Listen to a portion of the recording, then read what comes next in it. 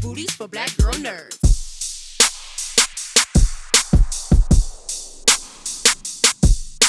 What's going on? How are you? I'm great. Thank you guys so much for taking time to speak with me. I want to kick it off with a fun one. So, Jeremy, this series deals with loyalty, and as I'm sure you've seen online, people still reference you from the town. They still quote, "Whose car we taking?" Yeah. So, in this particular series, or sorry, season, what would you say is a quote that people might take on and make into memes and whatnot? I don't know, man. I think there's too much foul language for there to be any like quotes. I don't know. That'd be hard. I think also, you're talking about a film, so words have a little bit more weight in film than they do maybe in long form storytelling. I think I don't know. I think yeah, it's a different thing, right? Are there quotes in sort of long form? I don't know. And that's just sort of like a repetitive sort of thing, like a character sort of thing. I don't know what if there's any like a line.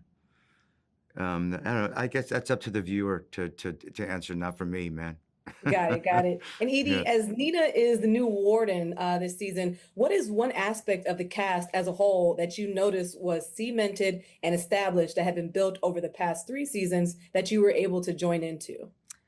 Good question. There's a lot of power. There's a lot of power in these characters, in their footing in that community. I think she is more used to kind of laying down the law and having it, happen according to her, her people who work for her. And she's come across a lot of pushback in this community that perhaps she wasn't expecting. Not at all to say that she can't handle it, but I think it was more than she was expecting.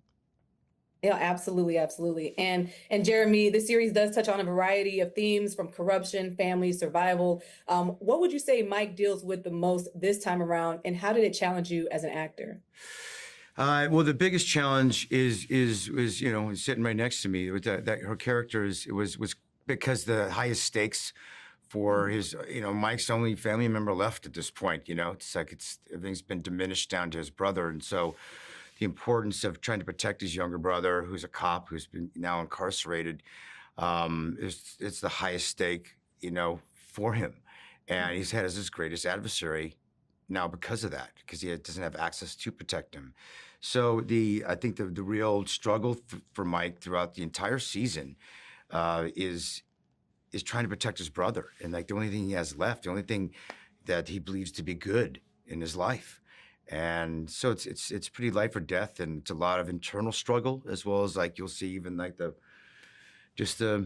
emotional struggle throughout the theme of this season 4.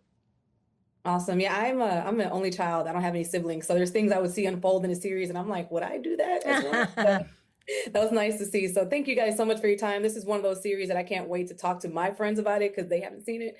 So again, thank you guys so much for your time, and I can't wait to see season 5. Yeah, Thank you. appreciate it. Thank you. How are you?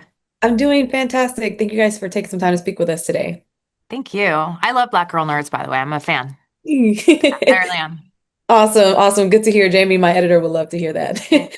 So Hugh, I'll start with you. So you've been around Mayors of Kingstown for a while. What about the series do you think it is that keeps fans eagerly engaged and wanting to see the story continue? Because shout out to you guys, it's so hard to get a series renewed over and over and over. So it's truly a big accomplishment. I think it's the authenticity. I mean, it's not an algorithm. Taylor Sheridan and myself, created this 15 years ago. We were 2 guys who in LA who were tired of auditioning, and let's just create something that we want to see.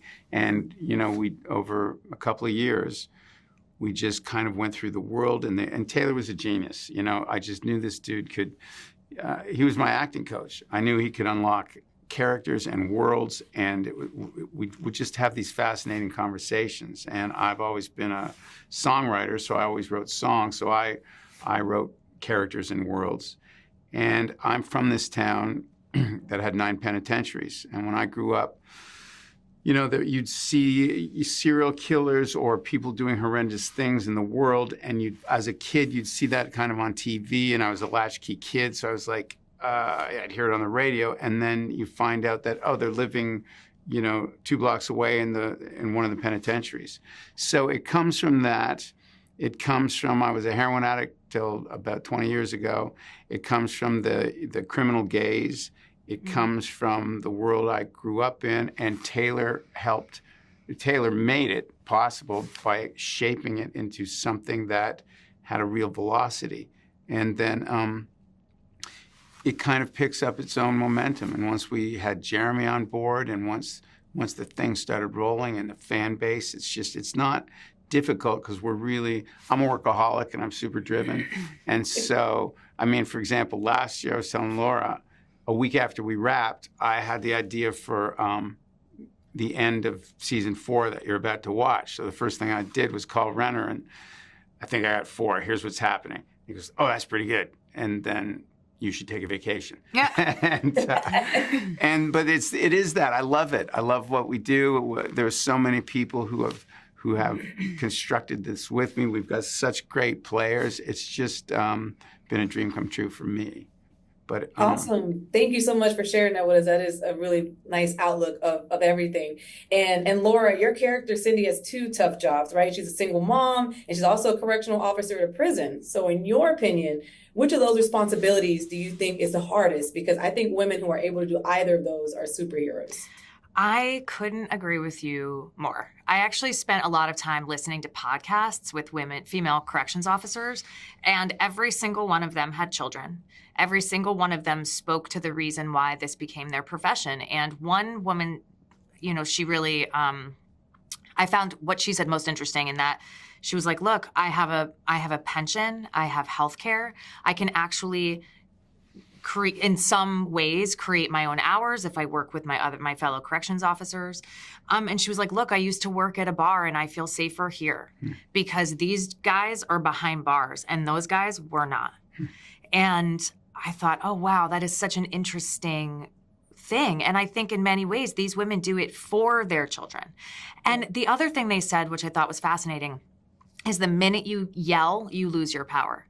And it's the same with your children. The minute you yell, they're like, you are out of control. But if you're like, hey, I'm really disappointed that you did that, they're like, ugh.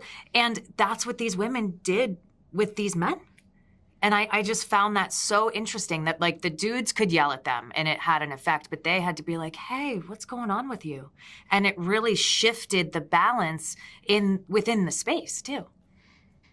That's such an awesome analogy of that. My best friend Ashlyn talks to her kids exactly the way you just did. That's spot on. So thank you so much for you guys' time. This season's crazy, so I can't wait for everyone to see it when it rolls out. So thank you guys so much. Thank you.